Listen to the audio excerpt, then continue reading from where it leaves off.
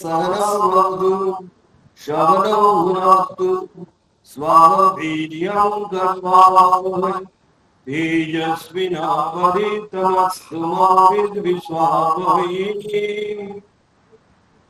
शान्ति शान्ति शान्ति हरि ओम। আমরা বেদান্ত স্বরের নিত্য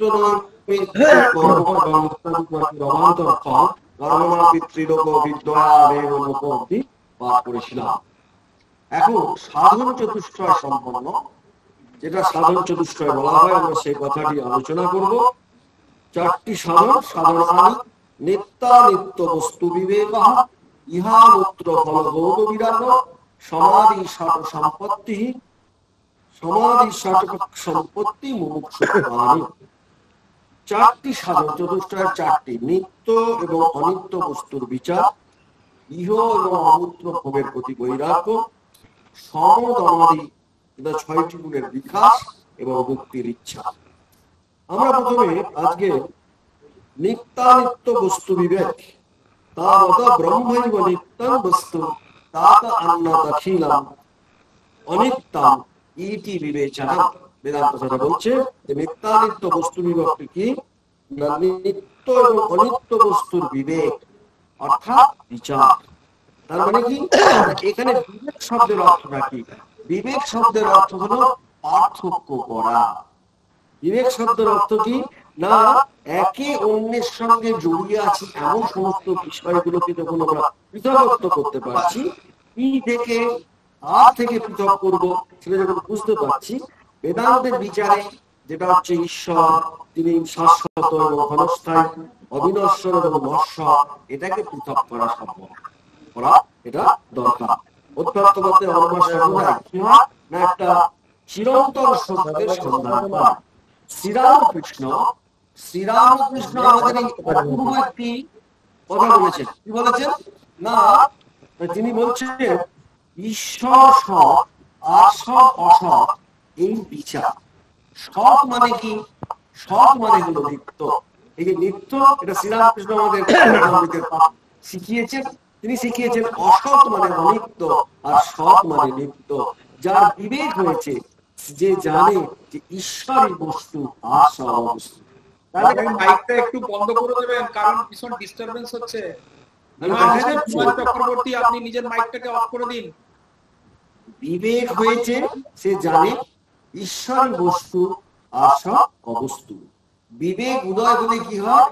ঈশ্বরকে জানবার ইচ্ছা হয়, অসৎকে ভালোবাসে। অসৎকে আমরা সবাই ভালোবাসি। আমরা যারা এখানে বলছি, যারা শিখছি, যেমন দেহ সুখ, যেমন লোকমান্য, যেমন টাকা, এগুলো কি এইসব ভালোবাসলে ঈশ্বর যিনি সৎস্বরূপ তাকে জানতে ইচ্ছে হয় না। তাহলে বুঝতে পারছেন অনিত্য কি? অনিত্য কি না, দেহ সুখ অনিত্য, লোকমান্য অনিত্য, টাকা অনিত্য, শ্রীরামকৃষ্ণ বলেছেন। সুতরাং এইসব যদি ভালোবাসি, তাহলে আমাদের কি হয় না, আমাদের ঈশ্বরকে জানবার ইচ্ছে হয় না। আর সদসৎ যদি বিচার আসে, তখন কি হয় না, তখন ঈশ্বরকে খুঁজতে ইচ্ছা করে। কারণ বেদান্তের বিচারে এই যে শাশ্বত এবং ক্ষণস্থায়ী যে বিচারে, এবং অবিনশ্বর এবং নশ্বর, শাশ্বত এবং ক্ষণস্থায়ীর মধ্যে যে পার্থক্য, অবিনশ্বর এবং নশ্বরের মধ্যে যে পার্থক্য, যা মানুষকে দুঃখ কষ্টের অতীত একটা অপূর্ব সত্তায় নিয়ে যায়। ঠাকুর শ্রীরামকৃষ্ণ খুব সুন্দর একটি গান শুনিয়েছিলেন আমাদের, পতঞ্জলি গানটা আছে, সেই গানের মধ্যে নিত্যানিত্য বস্তু বিবেক আমরা কি করে করব, সেইটা উনি খুব সুন্দরভাবে আমাদেরকে বুঝিয়ে দিয়েছেন। আয় মন বেড়াতে যাবি, কালী কল্প তুলে মন চারি ফল পুরাবে পাবি। মন তুই বেড়াতে যাবি, কালী কল্প তুল, ওর মনে চারি ফল পুড়িয়ে পাবি। প্রবৃত্তি নিবৃত্তি যায়, তোর দুটো স্ত্রী, তোর কটা স্ত্রী? দুখানা স্ত্রী। একটার নাম প্রবৃত্তি আর একটার নাম নিবৃত্তি। এই দুটো, কোন একটা বিষয় আমাদের আগ্রহ আর কোন বিষয় থেকে আমাদের বিরাগ। তাহলে দুখানা স্ত্রী নিয়ে তুই ঘর করিস, তাদের প্রবৃত্তি নিবৃত্তি যায়, নিবৃত্তির সঙ্গে নিবি। যেটা কেবল তোকে পড়তেছে বলছে, সেই প্রবৃত্তিকে সঙ্গে না নিয়ে তুই কাকে নিবি? নিবৃত্তিকে সঙ্গে নিবি। ওরে বিবেক নামে তার ব্যাটা, ঠিক ঠাকুরের নিত্যানিত্য বস্তু বিবেককে বলছেন, ওরে বিবেক নামে তার বেটা তত্ত্ব কথা তাই সুধানি, তাকে নিবৃত্তিকে। একটু আগে হচ্ছিল আমাদের জীবন নশ্বর এবং অবিনশ্বরের মধ্যে পার্থক্য। সংসারের মধ্যে নশ্বরও আছে, অবিনশ্বরও আছে। সংসারের মধ্যে শাশ্বত আছে, চিরস্থায়ী আছে। আপনারা সবাই জানেন যে দুটোই রয়েছে, ওই শাশ্বতকে আমরা নেব। তাই তিনি বলছেন, সূচি অসুচিরে লয়ের দিব্য ঘরে কবে শুনি। কবে শুনি মানে যেখানে সূচি অসুচি বোধ থাকবে না। আমাদের সূচি অসুচি বোধ যতক্ষণ না আছে আমরা দিব্য ঘরে শুতে পারছি না। আপনারা মনে আছেন শ্রীরামকৃষ্ণের কাছে একজন ব্রহ্মজ্ঞ মহাপুরুষ এসেছিলেন, একদম পাগলের মতো। হ্যাঁ, তার ব্রহ্মজ্ঞান হয়ে গেছে। হ্যাঁ, এবং তিনি কেয়া দৈবী মায়া সারাদিন করছেন এবং তার ব্রহ্মজ্ঞান হয়েছে, তার চোখ মুখের মধ্যে দেখেই বোঝা যাচ্ছে। অনেকদিন ছিলেন তিনি, একদিন চলে যাচ্ছেন। তখন শ্রীরামকৃষ্ণ বলেন, বিদু উনি হচ্ছেন ব্রহ্মজ্ঞ মহাপুরুষ, তাহলে আমি ধরবো? হ্যাঁ ধরুন না। উনি ছুটেছেন সঙ্গে সঙ্গে সেই ব্রহ্মজ্ঞ মহাপুরুষকে ধরতে। দক্ষিণেশ্বরের ঘটনাটা ঘটেছে। সেই ব্রহ্মজ্ঞ মহাপুরুষকে ধরতে বলছেন, সে ছুটে ছুটে গিয়ে ধরেছে, আছে ব্রহ্মজ্ঞানটা কি বলুন না, কি বলুন না, তাকে বারবার বলছে। তখন তিনি বলছেন, খুব অপূর্ব কথা বলছেন, ওরে যেদিন এই গঙ্গার জল আর এই নর্দমার জল সমান মনে হবে, সেদিনই তোর ব্রহ্মজ্ঞান। ব্রহ্মজ্ঞান কি করে হয়? সূচি অসুচি, এক্ষুনি বললো কি দিব্য ঘরে কবে শুনি, আছে না গানটাতে? সূচি অসুচি রয়ে দিব্য ঘরে কবে শুনি, যখন দুই সতলে পীড়িত হবে তখন শ্যামা আমাকে পাবে। দুই সতী নেই, তখন নর্দমার জল এবং গঙ্গার জলের দুই সতী, এটা যখন পীড়িত হবে তখনই তুই শ্যামা আমাকে পাবে। যখন তোর এক বোধ হবে, যখন মনে হবে যে এই একত্ব বোধ ছাড়া অন্য কিছু নেই, তখনই তুই শ্যামা আমাকে পাবে। এবার খুব সুন্দর দুটো বলছে, তোর পিতা মাতাকে অহংকার অবিদ্যা তোর পিতা মাতায় তাড়িয়ে দিবি। কি অপূর্ব কথাই। নিত্যানিত্য বস্তু বিবেক করলে আর এই কথা মধ্যে গানটা দেখবেন, একদম আপনাকে বসিয়ে দিচ্ছে সামনে। আপনি কি করবেন? তোর পিতা মাতাকে অহংকার অবিদ্যা তোর পিতা মাতায় তাড়িয়ে দিবি।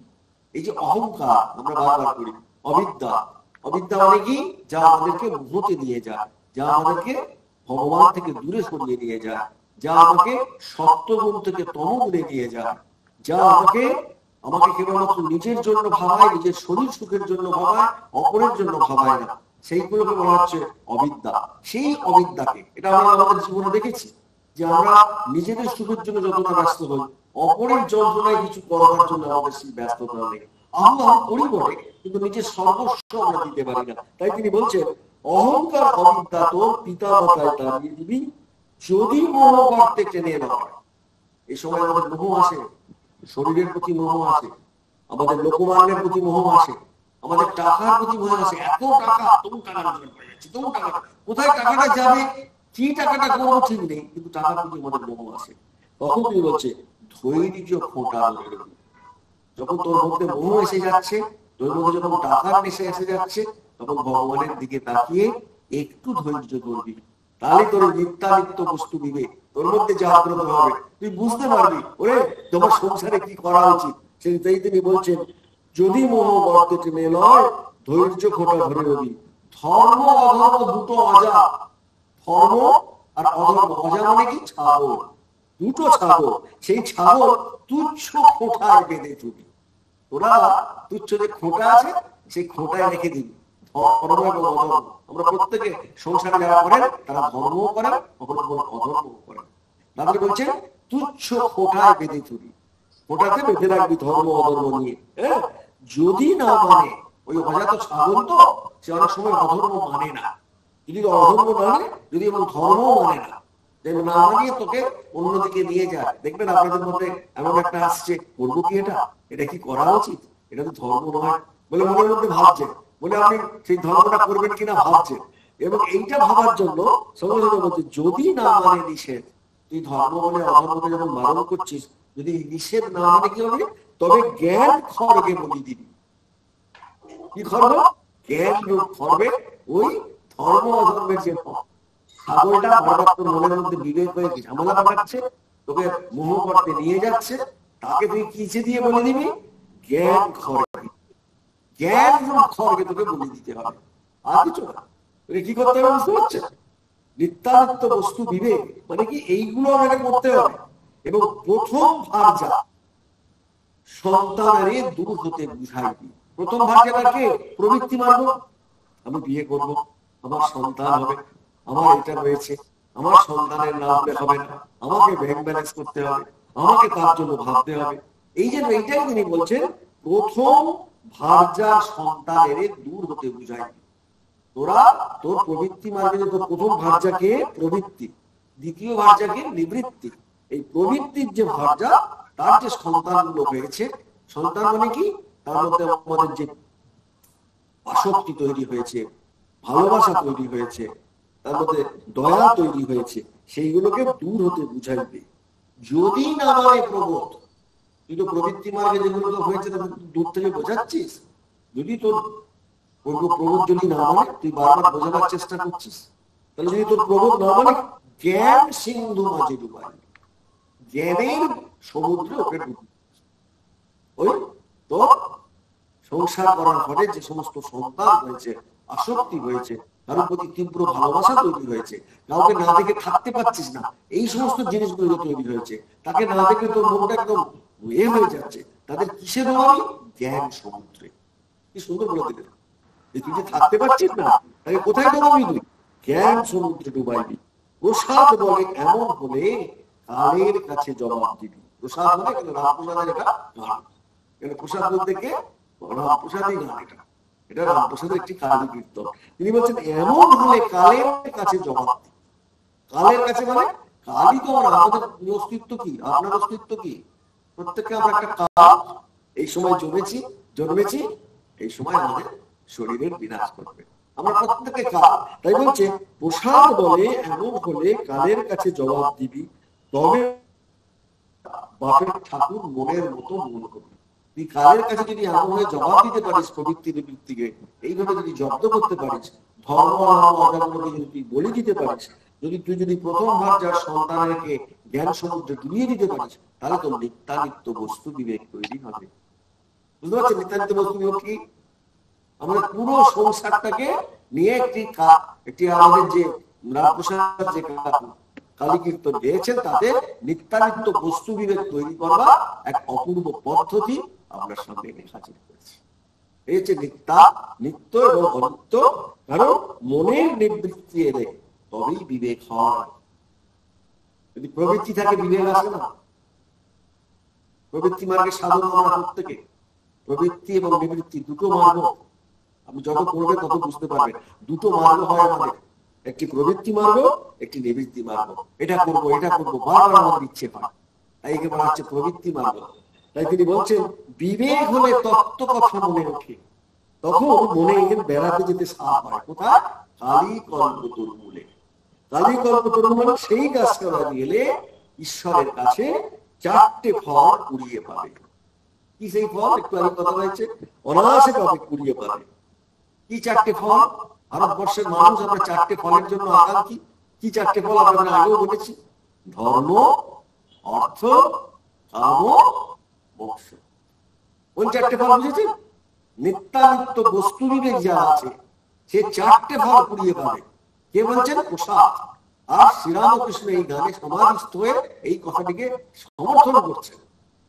এবং আপনি কিভাবে ওই গানটার মধ্যে আপনার এই সংসারে যে জলে এবং দুধে মিশে আছে, সেই জল দুধ থেকে দুধটাকে আলাদা করবেন, তার প্রসেস গুলোকে, পদ্ধতি গুলোকে এই কালীর এই অপূর্ব কালী কীর্তনটিতে বলা হয়েছে। বুঝতে পারছেন ভগবান আমাদের কিভাবে সাহায্য করছে? কেন আমরা নিত্যানিত্য বস্তু বিবেক যেটা বেদান্ত সালে করতে এসেছি, সেটা আমাদের কোথায় আছে? হাতের মধ্যে শ্রীরামকৃষ্ণ নিয়ে এসছেন। শ্রীরামকৃষ্ণ দেখাচ্ছেন যে কি করে নিত্যানিত্য বস্তু বিবেক তৈরি করতে হয়। তিনি আমাদের শুধু দেখাচ্ছেন না, তিনি বলছেন যে তুমি যদি এই নিত্যানিত্য বস্তু বিবেকের পথে হাঁটো, তাহলে কি হবে না, তুমি অনায়াসে কুড়িয়ে পাবে। কি কুড়িয়ে পাবে? ধর্ম কুড়িয়ে পাবে প্রথম, অর্থ কুড়িয়ে পাবে দ্বিতীয়, তৃতীয় তুমি পাবে কাম। তোমরা যারা একবারও সন্ন্যাসী হওয়ার কথা নেই এখানে, কাম পাবে, তোমরা গৃহস্থ হবে, তারপর বলছে মোক্ষ পাবে। বুঝতে পারছেন? নিত্যানিত্য বস্তু বিবেক মানে আপনাকে সন্ন্যাসী হতে বলছে না। নিত্যানিত্য আমি আলাদা করো, কিন্তু প্রবৃত্তি নিবৃত্তি দুটো আপনার স্ত্রী, আপনার স্ত্রীর নাম দুটো, এটা মাথায় রাখতে হবে। একটার নাম প্রবৃত্তি, একটার নাম নিবৃত্তি। আপনি পারবেন, নইলে আপনি পারবেন না। এটা বারবার বলছে, এটা আমাদের পাওয়া সম্ভব নয়। তখন একজন প্রতিবেশী বলছে যে তাহলে সংসারকে মায়া বলে কেন? আমরা সবাই সংসারই করছি, আপনারা যারা শুনছেন এখানে বেদান্ত, যে যেখান থেকে পারে শুনছেন, তারা সংসারকে মায়া বলে। তখন শ্রীরামকৃষ্ণকে এই প্রশ্ন করা হচ্ছে। যত বেদান্ত সার করবেন দেখবেন কথার মধ্যে আপনার কাছে পরিষ্কার হয়ে যাচ্ছে। শ্রীরামকৃষ্ণ আমাদের কথার মধ্যে পড়তে হবে, বেদান্ত সার করলে কি হবে না, কথার মধ্যে একদম চোখের সামনে বেড়ে উঠবে যে কি করবো আমি, এই নিত্যানন্দ বস্তু বিবেক মানেটা কি। তখন যতক্ষণ ঈশ্বরকে পাওয়া না যায় ততক্ষণ নেকি নেতি করে ত্যাগ করতে হয়। তাকে যারা পেয়েছে তারা জানে না যে তিনি সব হয়েছে। এবার দেখুন আপনাদের কথা বলছেন, তখন মনে হয় ঈশ্বর, মায়া, জীব, জগৎ এগুলো সবই তিনি। যদি একটা বেলের খোলা শ্বাস বিচি আলাদা করা যায়, আর বলে বেলটা কত ওজনে ছিল দেখো তো, তখন কি খোলা বিচি ছেলে শ্বাসটাকে বলতে ওজন করে? করবে না। ওজন করতে হবে খোলা বিচি সমস্ত ধরতে হবে, ধরলে তবে বলতে পারবে বেলটা কত ওজন ছিল। খোলাটা কি? জীব জগৎ। মনে করছেন কেন আমরা সংসার করবো? পুরো বেলটা কেন দেবো বোঝা যাচ্ছে? নিত্যানিত্য বস্তু বিবেক মানে কি বোঝা যাচ্ছে? পুরো সংসার আমাদের, পুরো বেলটা আমাদের, আমরা প্রত্যেকের বেলটা চাই। তাই বেদান্ত করবো, আমরা দেখবো, বেদান্ত করবো এবং দেখবো যে পুরো সংসারটা, আমরা শুধু যে শ্বাসটা চাই তা না। তাই তিনি বলছেন যে বিচারের সময় বেলটা শ্বাসকেই সার করতে হবে, খোলা বিচিকে অসার বলে বোধ হয়। বিচার হয়ে গেলে কি হয়, সমস্তকে জড়িয়ে ধরে একরকম মনে হয়। হ্যাঁ, সেই জন্য তিনি অপূর্ব একটা কথা বলেছেন। আমরা যখন নিত্যানিত্য বস্তু বিবেক করতে যাচ্ছি, ঠাকুর একটি অপূর্ব কথা বলেছেন। কি বলেছেন? যারই নিত্য তারই লীলা, যার লীলা তারই নিত্য। যিনি ঈশ্বর বলে গোচর হয়েছেন, তিনি জীব জগৎ হয়েছেন। যে জেনেছে, যে দেশে দেখে যে তিনি সব হয়েছেন, বাপ মা ছেলে প্রতিবেশী জীব জন্তু ভালো মন্দ সূচি অসুচি ধর্ম অর্থ ছায়া কালো সব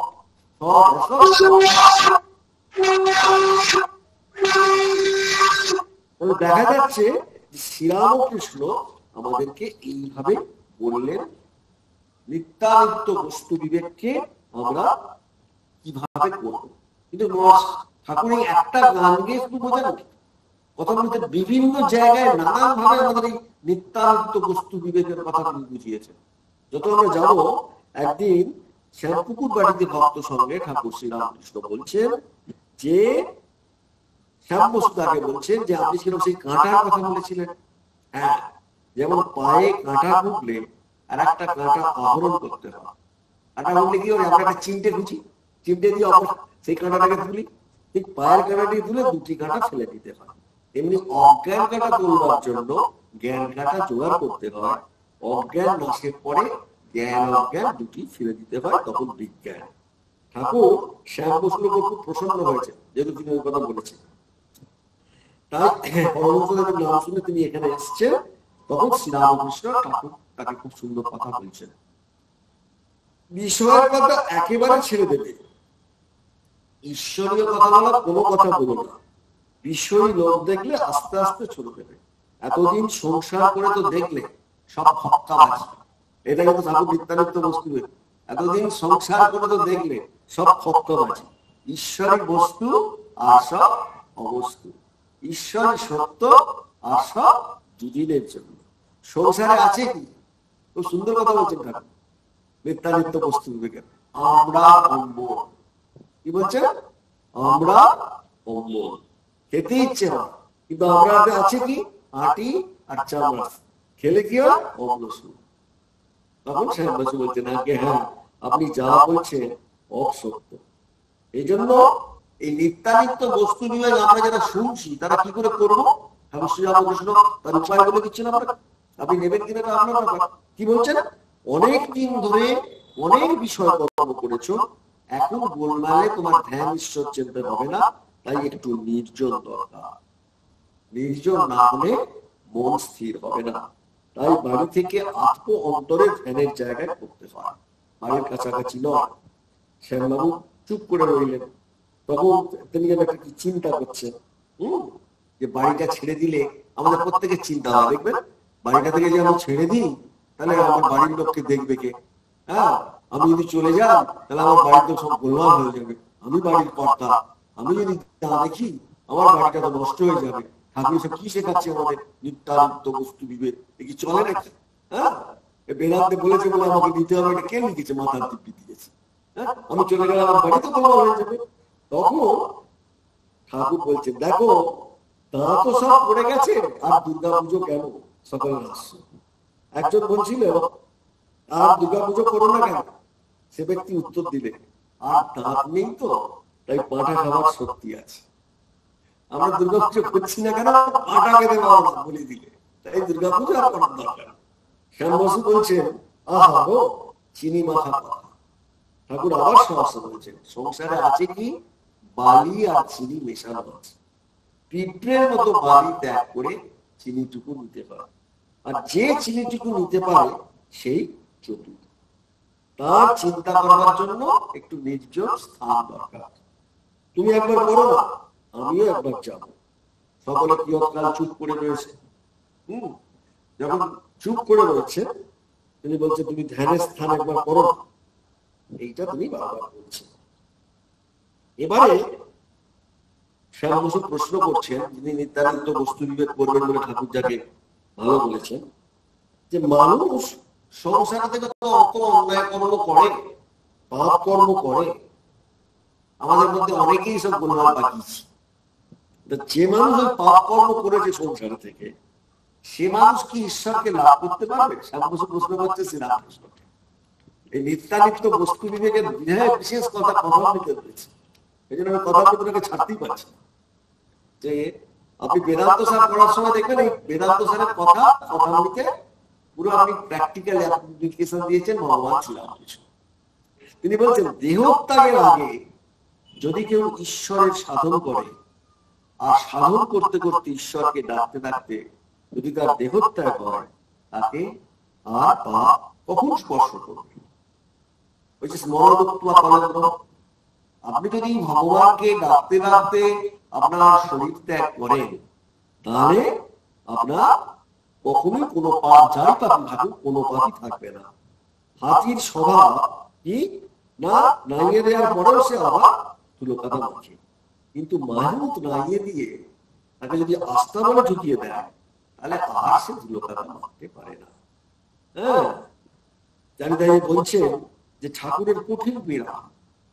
ওই সময় ভক্তেরা অবাক, অহেতু কৃপা সিন্ধু দয়াল ঠাকুর শ্রীরামকৃষ্ণ জীবের দুঃখে কাতর। তিনি অহর্নিশ জীবের মঙ্গল চিন্তা করছেন, আর শ্যাম বসুকে সাহস দিচ্ছেন, বলছেন, অভয় দিচ্ছেন, ঈশ্বরকে ডাকতে যদি তুমি দেহত্যাগ করো, তাহলে তোমার পাপ স্পর্শ করবে। নিত্যানিত্য বস্তু বিবেকটা কি বুঝতে পারছেন? ঈশ্বরকে ডাকতে ডাকতে যদি আমাদের দেহত্যাগ হয়, তাহলে কোনো পাপ আমাদের কখনো স্পর্শ করে না। শ্রীরামকৃষ্ণ নিত্যানিত্য বস্তু বিবেক কি করে করবো তার উপায় আমাদের বলে দিয়েছে। বেদান্ত যখন আমরা পড়তে এসেছি, আমরা ঠাকুরকে জানি যে এইরকম একটি ভগবান তিনি এসেছিলেন। হ্যাঁ, এবং এইটা করার জন্য তিনি কি বলছেন মাস্টারকে? তিনি বলছেন যে নরেন্দ্র এসে কাছে বসেছেন। নরেন্দ্র যখন কাছে বসেছেন, তখন নরেন্দ্র পিতা পরলোক প্রাপ্তি হওয়াতে ঠাকুর খুব ব্যতিব্যস্ত হয়েছে। মা ভাই আছে, তাদের ভরণ পোষণ করতে হবে। নরেন্দ্র আইন পরীক্ষার জন্য প্রস্তুত হচ্ছেন। মধ্যে বিদ্যাসাগরের বউবাজারের স্কুলে তিনি শিক্ষকতা করেছিলেন, এবং বাটির ব্যবস্থা করে দিয়ে নিশ্চিন্ত হবে, তারপর তিনি ঠাকুরের কাজ করবেন এই চেষ্টা করছেন। ঠাকুর সব জানেন, তিনি এক দৃষ্টে নরেন্দ্রের দিকে তাকিয়ে আছেন। এই নিত্যানিত্য বস্তু বিবেকের কথাতেই এই প্রসঙ্গটা এসে যাচ্ছে। আপনারা বুঝবেন যে কিভাবে শ্রীরামকৃষ্ণ নরেন্দ্রকে নিয়ে আসছে। তিনি মাস্টারকে বলছেন, শ্রীরামকৃষ্ণ, আচ্ছা কেশব সেনকে বললাম যদি ছাড়া, সে বড় ঘরের ছেলে, তার খাওয়ার জন্য ভাবনা হয় না, সে মাসে মাসে মুসাহারা পায়। তবে নরেন্দ্র তো উঁচু ঘর, এসব তো বড় ঘরের ছেলে, মুসাহারা পায়, তো তার কোনো খাওয়ার অভাব নেই। কিন্তু নরেন্দ্র তবু হয় না কেন? নিজেই প্রশ্ন করছেন, আবার উত্তর দিচ্ছেন, ভগবান নরেন্দ্রের অবস্থা, বাবা মারা গেছে, তার চাকরি করতে করতে বিদ্যাসাগরের স্কুলে চাকরিটা গেছে, তার মা ভাইয়ের খাওয়া দাওয়া ভালো করে হচ্ছে না। সেই সময় ঠাকুর বলছে তবু হয় না কেন? ভগবানে মন সমর্পণ করলে তিনি তো সব জোগাড় করে দেবেন। শ্রীরামকৃষ্ণ যে মাস্টার আজ্ঞা হবে, কিন্তু এখনো সব সময় যায় না। তখন ঠাকুর আবার বলছেন কিন্তু তীব্র বৈরাগ্য হলে ওসব হিসাব হয় না, বাড়ির সব বন্দোবস্ত করে দিব, তারপর সাধনা করবো। আগে বলছি, বুঝতে পারছেন? কে বলছেন? শ্রীরামকৃষ্ণ। কোথায়? যখন লড়াইয়ে বাবা মারা গেছে, ভাই বোন খেতে পাচ্ছে না, একটা চাকরি করতে গিয়ে চলে গেছে, বৈরাগ্য হলে এরূপ হয় না।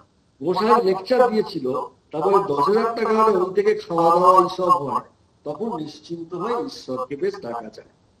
কেশব সেনও ইঙ্গিত করেছিল, বলেছেন মহাশয় যদি কেউ বিষয় আশয় ঠিকঠাক করে ঈশ্বর চিন্তা করে তা পারে কিনা, না তার তাতে কিছু দোষ আছে। এটা কেশব সেন জিজ্ঞেস করছে। আমাদের দেখবেন যে এর ব্যবস্থা করি, ওর ব্যবস্থা করি, তারপর একটু ভগবানের নাম করবো, আগে ব্যবস্থা গুলো করি। হ্যাঁ, শ্রীরামকৃষ্ণের জবাব খুব বিউটিফুলি দিচ্ছেন, খুব সুন্দর ভাবে দিচ্ছেন। তিনি বলছেন যে আমি বললাম তীব্র বৈরাগ্য হবে সংসার বাদ কুয়া, আত্মীয় কাল সাথের মতো বোধ হয়, তখন টাকা জমাবো, বিষয় ঠিকঠাক করবো, এসব হিসাব আসে না। ঈশ্বরই বস্তু, আসব অবস্তু, ঈশ্বরকে ছেড়ে বিষয় চিন্তা। আমরা দেখেছিলাম ভগবান বুদ্ধদেবকে, আমাদের মনে আছে, তার প্রিয়া বিবাহ হয়েছে, সুন্দর একটি সন্তান হয়েছে, পরমা সুন্দরী, তিনি রাজা হচ্ছেন, শুদ্ধোধন তাকে রাজা করছেন, তিনি রাজকুমার। সেই সময় তিনি বৈরাগ্য যখন হলো, জরা ব্যাধি মৃত্যু দেখলেন, সঙ্গে সঙ্গে তিনি বিষয় ছেড়ে ঈশ্বরের জন্য তিনি বিষয় ত্যাগ করলেন। সুতরাং ওই আমার পরে করবো, ছেলেটাকে মানুষ করুন, এই ব্যাপারগুলো তার মধ্যে এলো না। হ্যাঁ, একটা মেয়ে ভারী শোক হচ্ছিল, সে আগে নখটা কাপড়ের আঁচলে বাঁধলো, ওই নাকে যে নলক পরে নখ, তারপর ও আমার কি হলো বলে আছড়ে পড়লো, বলে খুব সাবধান, যখন আজরাচ্ছে যেন নখটা ভেঙে না যায়। সবে হাসছে, বলছে এরকম করলে কি ঈশ্বর নাম হবে? নখটা যেন ভেঙে না যায় এমন ভাবে কাজ চলছে। নরেন্দ্র এসকাল শুনে বান বৃদ্ধের মতো একটু কাত হয়ে, নরেন্দ্রকেই বলছেন, নরেন্দ্র শুয়েছিল, সে বান বৃদ্ধের মতো কাত হয়ে শুয়ে পড়লো। শুয়ে পড়ে তার মনের অবস্থা বুঝিয়ে মাস্টার জিজ্ঞেস করলেন, শুয়ে পড়লে যে মাস্টারের প্রতি। শ্রীরামকৃষ্ণ মাস্টারের প্রতি সহস্যে নরেনকে ছাড়ছেন না, কি তীব্র দেখো, আমি তো আপনার ভাসুরকে নিয়ে আছি, তাইতেই লজ্জায় মরি। এরা সব মানে অন্য মেয়েরা পর পুরুষকে নিয়ে কি করে থাকে, যে ভাসুরকে নিয়ে আছে সে লজ্জায় পড়ে, কিন্তু অন্য যারা তারা অন্য পুরুষকে নিয়ে সে কি করে থাকে। মানে নরেনকে তিনি অন্যরকম বলছেন, ওর বাবা মারা গেছে তো, মাস্টার নিজে সংসারে আছেন, লজ্জিত হয়ে গেছে, নিজের দোষ কেউ দেখে না, অপরের দেখে। ঠাকুর এই কথা বলছেন। মাস্টার কি যখন বলছেন যে শুয়ে পড়লে যে, তখন ঠাকুর মাস্টার শুয়ে পড়লে তার কথা এগেইনস্টে এটা বলছেন যে একজন স্ত্রীলোক ভাসুরের সঙ্গে নষ্ট হয়েছিল, সে নিজের দোষ কম মনে করছে, আর অন্য নষ্ট স্ত্রীলোকদের দোষ বেশি বেশি মনে করছে বলে ভাসুর তো আপনার লোক। এই জন্য এইটা মনে করতে হবে, নিশিদিন ভগবানের নাম করতে চাই, নিশিদিন। হ্যাঁ, ধরো ভক্তেরা কত কি ভাবছে, নিশিদিন হরিত প্রেমে যদি বিহবল হই, তখনই নিত্যানিত্য বস্তু বিবেক আমাদের মধ্যে জাগ্রত হয়। ধর্মপত্নীকে যিনি ভক্তি করেন, পুজো করেন, তার সাথে কেবল ঈশ্বরীয় কথা করেন, ঈশ্বরীয় গান করেন, ঈশ্বরের পূজা করেন, ধ্যান করেন, মাইক কোনো সম্বন্ধ নেই, ঈশ্বরী বস্তু আর সব অবস্থি ঠাকুর দেখছেন। যে টাকা, এই যে আমরা টাকা প্রত্যেকে চাই, প্রত্যেকে আমরা টাকা চাই, ধাতু দ্রব্য, ঘটি বাটি, এগুলো ঠাকুর স্পর্শ করতে পারছেন না। ঈশ্বর যিনি স্বয়ং ঈশ্বর, তিনি কিন্তু এই জাগতিক বস্তু স্পর্শ করতে পারছেন না, স্ত্রীলোককেও স্পর্শ করতে পারছেন না। যখনই স্পর্শ করছেন তাকে কি হচ্ছে, শিঙি মাছের কাঁটা ফোটার মতো সেই স্থান ঝনঝন কনকন করছে। আমাদের আগের দিন আমি বলেছিলাম যে ঠাকুর শ্রীরামকৃষ্ণ তিনিও স্ত্রীলোকদের স্পর্শ করেন। গোপালম্মার কথা বলেছিলাম, গোলাম্মার কথা বলেছিলাম, যোগিনীমার কথা বলেছিলাম, লক্ষ্মী দিদির কথা বলেছিলাম, আপনাদের মনে আছে কিনা। সেখানে কি হয়েছে, যে স্ত্রীলোকের গায়ে স্পর্শ করছেন তিনি তাদের মুখে হাতে, সবাই ভাবছেন ঠাকুর শ্রীরামকৃষ্ণ তিনি কামিনী কাঞ্চন, তার তিনি আমার স্ত্রীলোক স্পর্শ করছেন, কেন এরকম করছেন? সবার প্রশ্ন যে ভগবান এরকম করছেন কেন?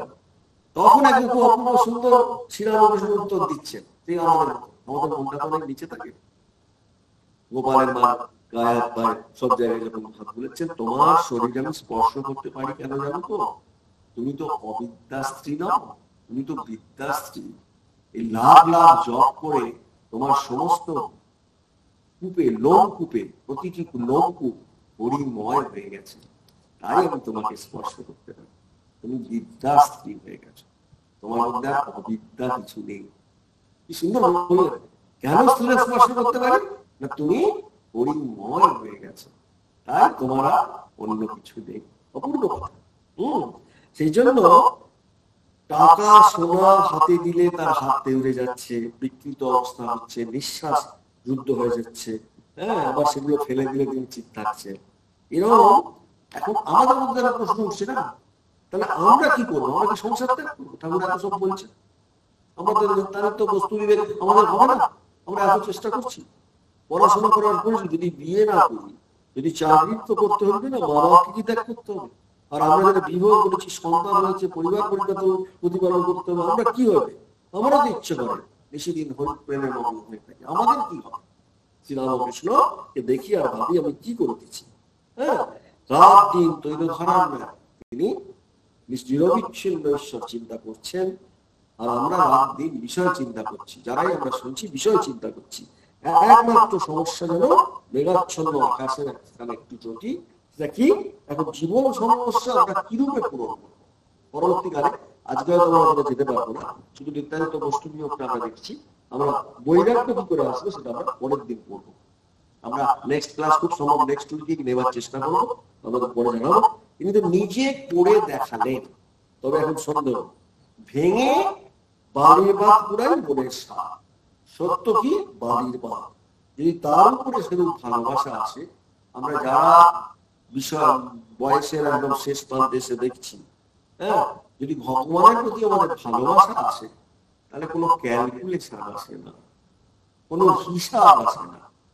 এটা নিত্যানিত্য বস্তু বিবেকের প্রথম বিচার শর্ত।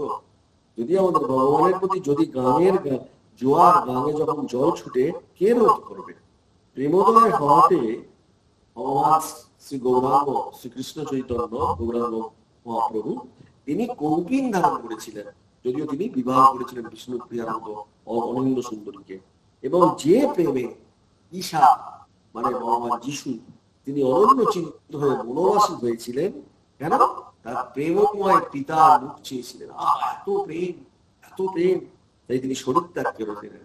এবং যে প্রেমে, একটু আগে বললাম, বুদ্ধদেব বৈরাগী হয়েছিলেন, সেই প্রেমের যদি এক বিন্দু উদয় হয়, এই তো বস্তু বিবেক, তাহলে কি হবে?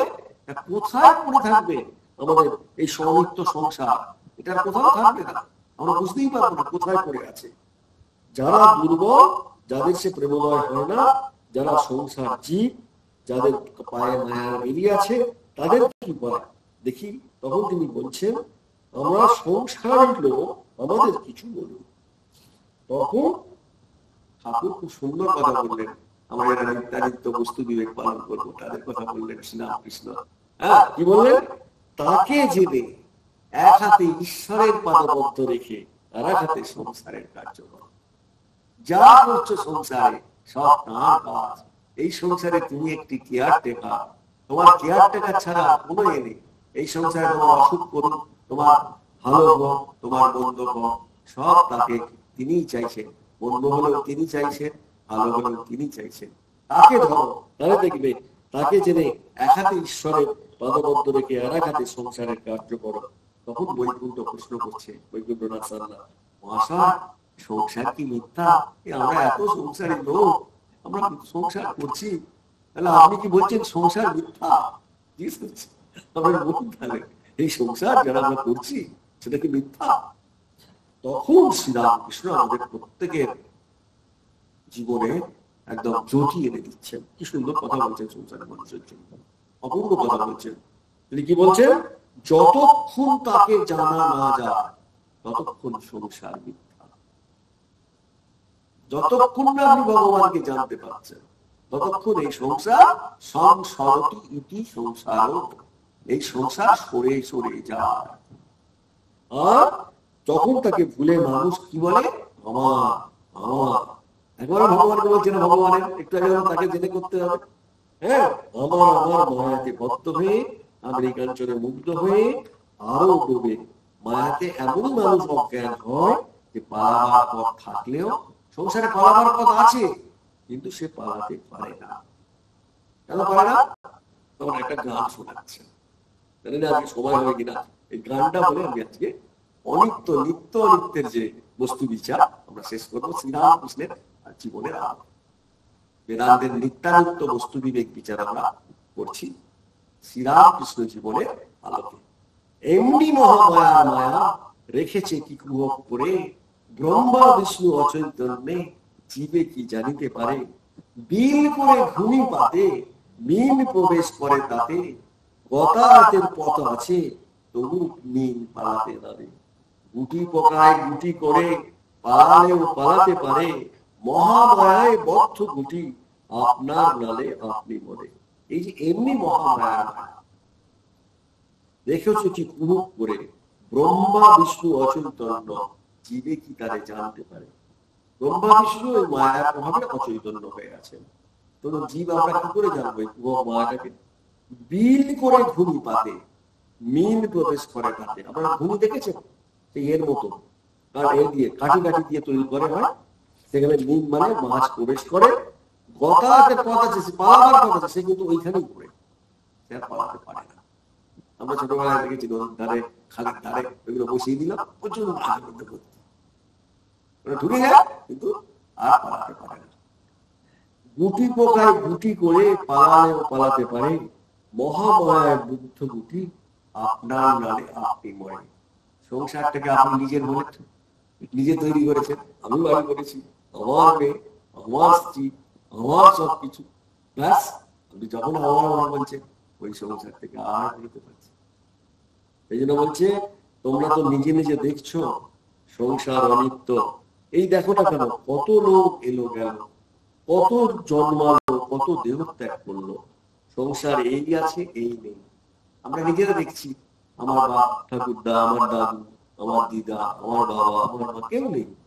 আমরা বড় হয়ে গেছি, আমরা কি সংসারে আমি থাকবো, আমি ঠিক অনিত্যকে নিত্য ভাবছি। আমি অনিত্য বুঝতেই পারছি না যে আমার এই শরীরটা অনিত্য, তাই না? তাই তিনি বলছেন কত জন্মালো, কত দেহ ত্যাগ করলো, সংসারে এই আছে এই নেই। যাদের আমার আমার করছে তবু নাতির জন্য কাশি যাওয়া হয়। আমার ছেলেটা আছে, আমি কি করে কাশি যাবো, আমি কি করে কাশি নাতি যাবো? ওই নাতিটাকে তো আমি না দেখলে চলে না, ওর কে আছে আর কে দেখবে, ওই নাতিকে আমি তো দেখবো, বলে আমি আর কাশি যেতে পারছি না। আমার হারুর কি হবে, আমার বতাতের পথ আছে তবু মিন পালাতে না। যাওয়ার পথ আছে, কাশি গেলে আমার মরণ হবে, কিন্তু আমি যেতে পারছি না। কেন পাচ্ছি না? আমার পক্ষে সম্ভব হচ্ছে না। গুটি পোকা আপন নালে আপনি মরে, এরূপ সংসার মিথ্যা, এটা অনিত্য। তখন প্রতিবেশী বলছে মহাশয়, এক হাত ঈশ্বরে আর এক হাত সংসারে রাখবো কেন? যদি সংসার অনিত্য, এক হাতই বা সংসার দেবো কেন? তখন ঠাকুর শ্রী রামকৃষ্ণ কেন আমরা সংসার করবো এটা আর একটা গান দিয়ে আমাদের শুনিয়েছে, যে নিত্য অনিত্য বলে সংসার করবো না, এটা চলবে না। সংসার আমরা করবো, কিন্তু কেন করবো এটা বলছেন। কি বলছেন? যে তাকে জেনে সংসার করলে এটা অনিত্য থাকে না।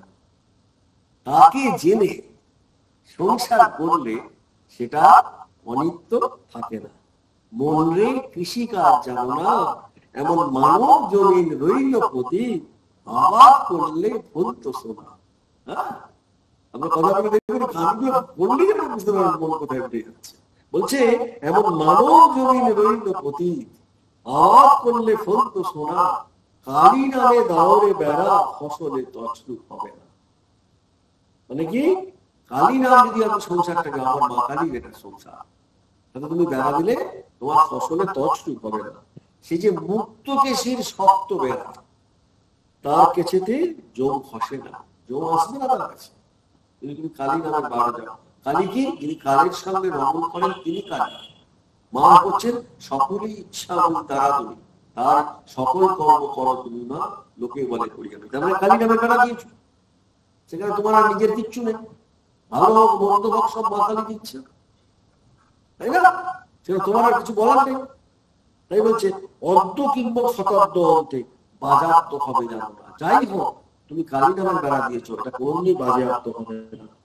এখন আপন একাতারে একতারে চুটিয়ে ফসল কেটে নে না, তোমার একটা দিয়ে যত বড় ফসল কেন গুরু দত্ত বীজ রোপণ করে। এই যে আমরা যারা দীক্ষা নিয়েছি, ম্যাক্সিমাম তো আমরা দীক্ষিত যারা শুনছি, যে বলছেন গুরু দত্ত বীজ রোপণ করো। নিত্যানিত্য বস্তু দিয়ে করবে কি করে? গুরু দত্তের বীজ রোপণ করতে হবে। ভক্তি বাড়ি সেচে নে না, ওরে একা যদি না পারিস রে রামপ্রসাদকে সঙ্গে নে। ঠিক আছে? দেখছেন রামপ্রসাদের গানগুলো আপনাকে কি করে সংসার কেন করবেন, কি করে করবেন এবং কিভাবে সংসারে ঠাকুরকে প্রতিষ্ঠা করবেন, সেইগুলো একটি একটি করে পয়েন্ট গুলো আপনাকে দিয়ে দেবেন। এখন আপনি করবেন কিনা যে ঠাকুরের সংসার আমার নয়। হ্যাঁ, বেদান্ত মানে কি? জীবনটাকে সামনে দেখা। এবং এই নিয়ে আমরা দেখছি যে এই যে কথাগুলো আমরা এতক্ষণ ধরে বললাম যে ঈশ্বরকে ডাকতে ডাকতে করতে হবে, এগুলো আমরা দেখেওছি পড়েওছি।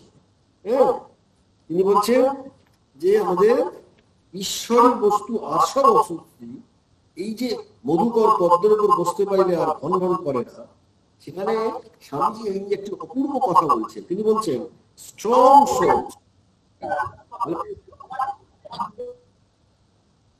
strong souls will be attracted to this higher mountains in time to come, when all this fight between sects and all those differences in dogmas will not be remembered by any more, and quarrel between your religion and my religion will have vanished altogether. When mankind will understand that there is but one eternal religion, and that is the perceptions of the divine within, and the rest is mere forth. And such ardent soul will come here, and knowing that the world is but vanity, knowing that everything is useless except the worship of the Lord and the Lord alone. এইটা ঈশ্বরী বস্তু আর সব বস্তু, এইটা যখনই আমরা বুঝতে পারবো, এই সমস্ত ঝগড়া সংঘর্ষ সাম্প্রদায়িক দাঙ্গা কিচ্ছু থাকবে। শ্রীরামকৃষ্ণ এমন একটি অপূর্ব বিবেকের বন্ধন আমাদের কাছে রেখেছেন। তাই আজকে আমরা একটি মাত্র শ্লোকের একটি অংশই পড়লাম। কি পড়লাম আমরা? না, ঈশ্বর নিত্যানিত্য বস্তু বিবেকতা ব্রহ্ম এব নিত্যম। ব্রহ্ম মানে ঈশ্বর স্বয়ং, নিত্য বস্তু তথান্যতখিলম অনিত্যম, আর যা কিছু আছে সমস্তই অখিল ইতি বিবেচনা, সেগুলো অনিত্য। কিন্তু শ্রীরামকৃষ্ণ এই অনিত্য সংসারকে কি করে নিত্য করব তার উপায় বলে দিয়েছেন। আজকে আমরা সেটা শুনলাম। আমরা জানি না আপনারা কতটা নিত্যানিত্য বস্তু বিবেক শ্রীরামকৃষ্ণের কথামৃতের আলোকে বুঝলেন, আমি জানি না। কিন্তু আমি অত্যন্ত সহজ করে নিত্য এবং অনুষ্ঠিত, চেঞ্জলেস এবং চেঞ্জিং, এই দুটি এন্টিটি আমাদের জীবনের সঙ্গে কিভাবে যুক্ত আছে, সবার সঙ্গে আছে। আমরা যারা সংসারে আছি প্রত্যেকের সঙ্গে আছে, যতক্ষণ দেহ আছে আমাদের আছে। আমরা এইভাবে যেন বিচারটা করতে পারি। আর শ্রীরামকৃষ্ণ আমাদের যে উপায়গুলো দিয়েছেন, যে শেষ পর্যন্ত এই নিত্যকে ধরে থাকবো কি করে, তার নাম করতে করতে গেলে আমাদের সমস্ত কিছু পাওয়া হয়ে যায়, এটা আমরা বুঝতে পারি। এটা ঠাকুর বুঝতে পারেন, আমরাও বুঝতে পারি। তাই আজকের পাঠ এখানে শেষ করছি।